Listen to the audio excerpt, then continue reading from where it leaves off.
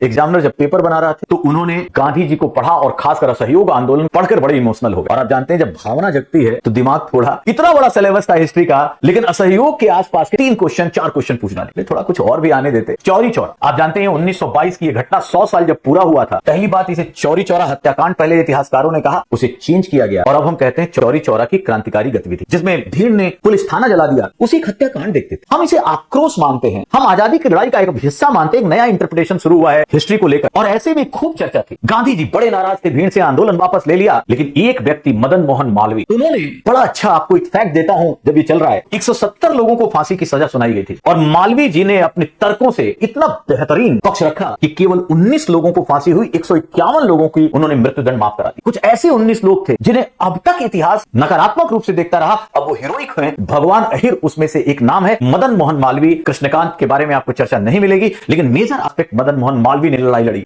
और ये वही मदन मोहन मालवीय। जब भगत सिंह की फांसी की बात थी, इन्होंने पूरे लंदन से लेकर दिल्ली, मुंबई, कलकत्ता सब एक कर दिया। बहुत सारे एविडेंसेस हैं कि मदन मोहन मालवीय ने एड़ी से चोटी पूरा बल लगा दिया, जो संभवतः पंडित नेहरू, गांधी नहीं कर पाए। मालवीय वहां सफल नहीं हो पाए क्योंकि अंग्रेज ठान के बैठे थे कि अगर भगत सिंह जी को फांसी नहीं दी गई तो उनकी हंसी होगी। वो न्याय देने के लिए नहीं बैठे थे, वो भगत सिंह जैसे क्रांतिकारी जिसने पूरे देश को एक कर दिया, जानबूझकर अपनी गिरफ्तारी दी थी। ऐसे में अंग्रेज डर गए थे और इसलिए वो फांसी देने के लिए ही बैठे थे।